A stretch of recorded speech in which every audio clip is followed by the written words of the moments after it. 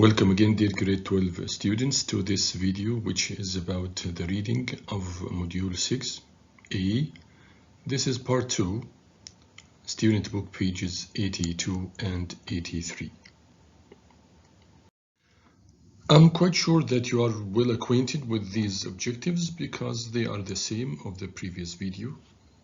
So you are going to understand details in two more texts and complete the same fact file of exercise B. In addition, you are going to identify the people and their actions as in exercise C.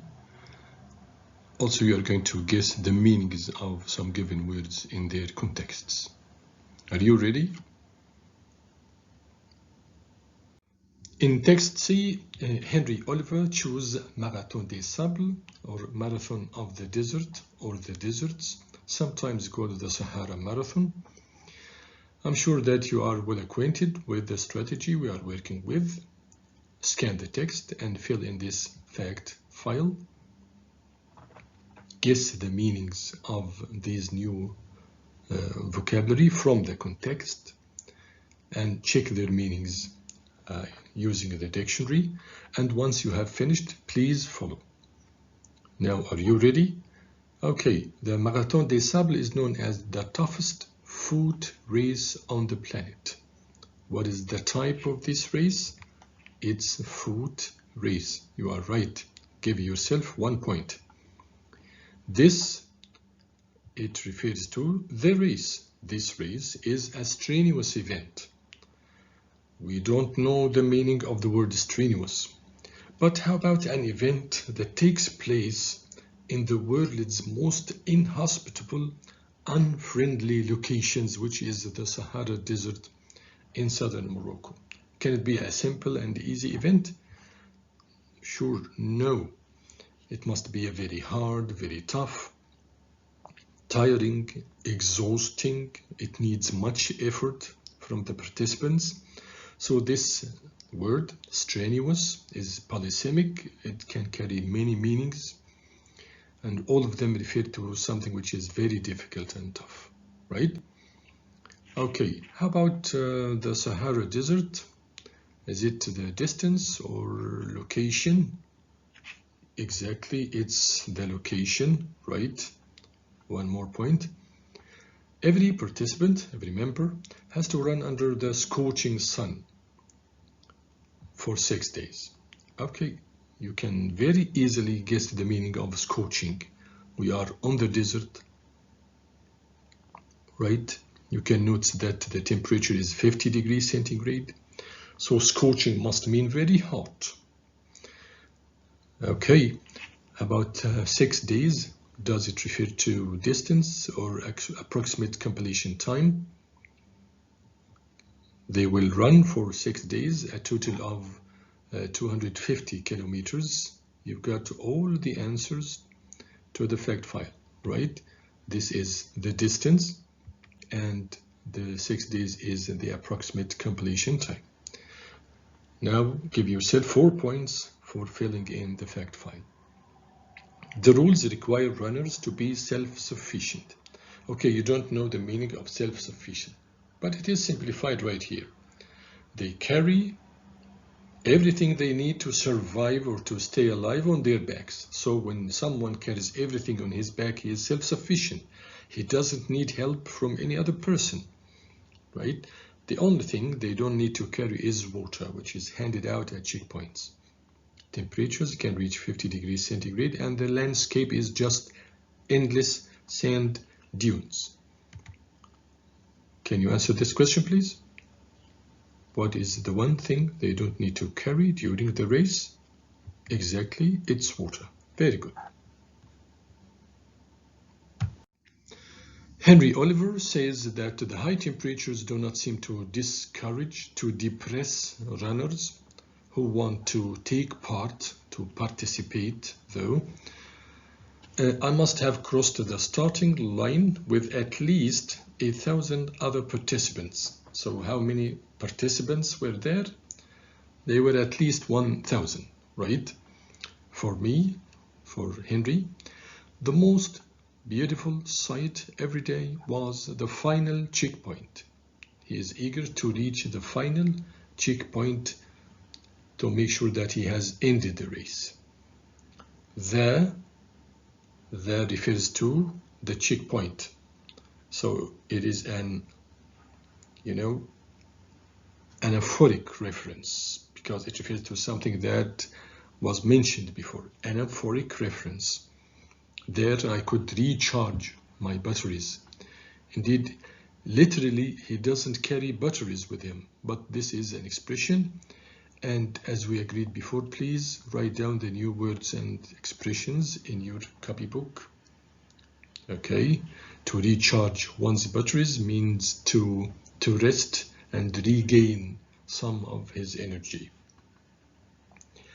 And compare blisters or skin bubbles with my fellow runners, with his colleagues in the race, to show the suffering, right? However, as the race progressed, as the race went on, getting up at 6 in the morning became a real struggle.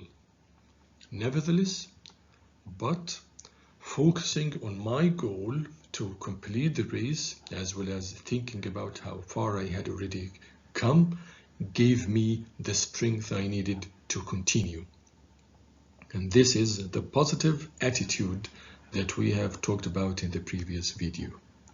Okay, what's for sure is that I consider it one of the greatest accomplishments in life. Can you guess the meaning?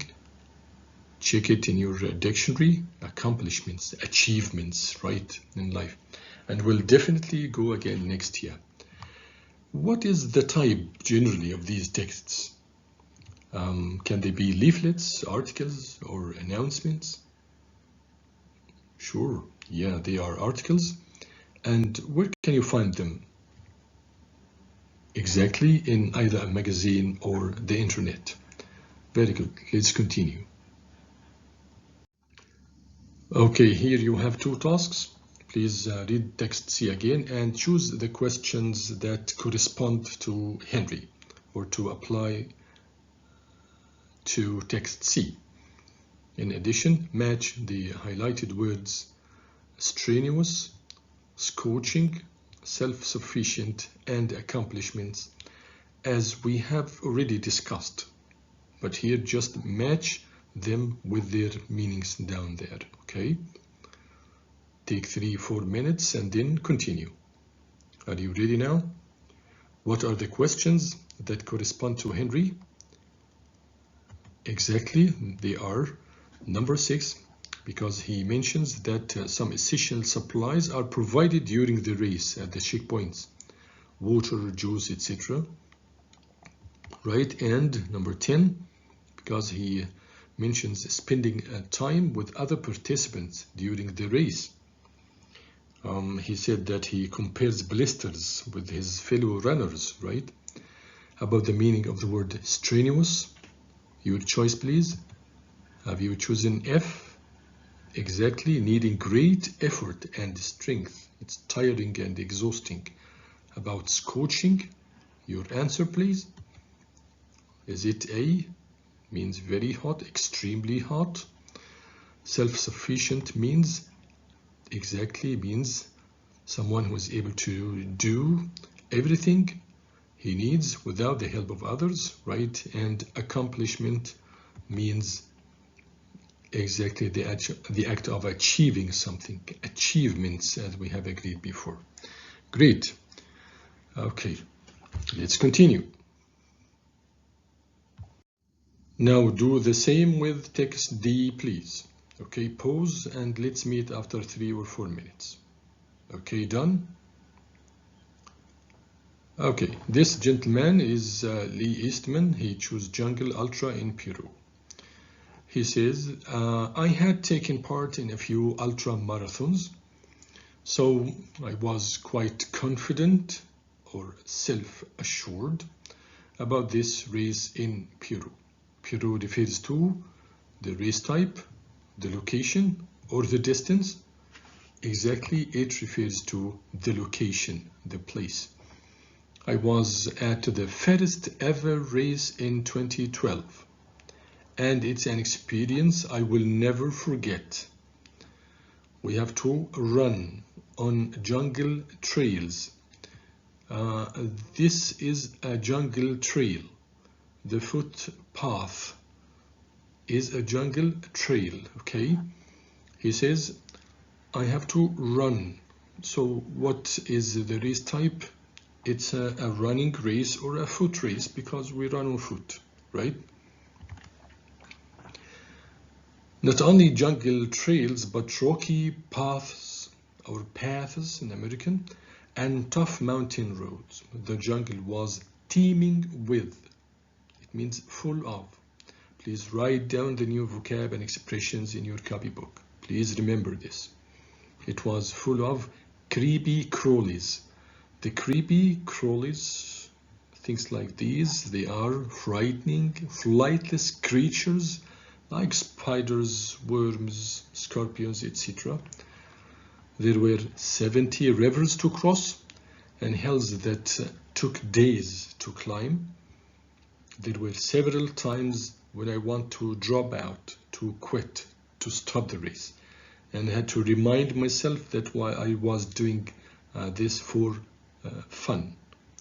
This is again the positive attitude. Remember? Can you answer this question, please? Does Lee have previous experience in ultra marathons? Exactly, yes. This is, I had taken part in a few ultra marathons before. Great, let's continue. Now, please pause for 3-4 minutes. Look for the last 2 points in the fact file, the distance and the approximate completion time. Also try to find answers to these 2 questions. Okay, let's meet after 4 minutes. Ready? How about the distance? Have you got it? Yeah, it's very clear right here, 230 kilometers. And the approximate completion time, your answer please. They are 6 days. Very good. How about the difficulties or problems Lee encountered? Oh, let's find out. He said the first problem, oh, here we are. The first problem you encounter, you meet, though, is lack of oxygen. This is number 1. As the race begins at 3,200 meters altitude.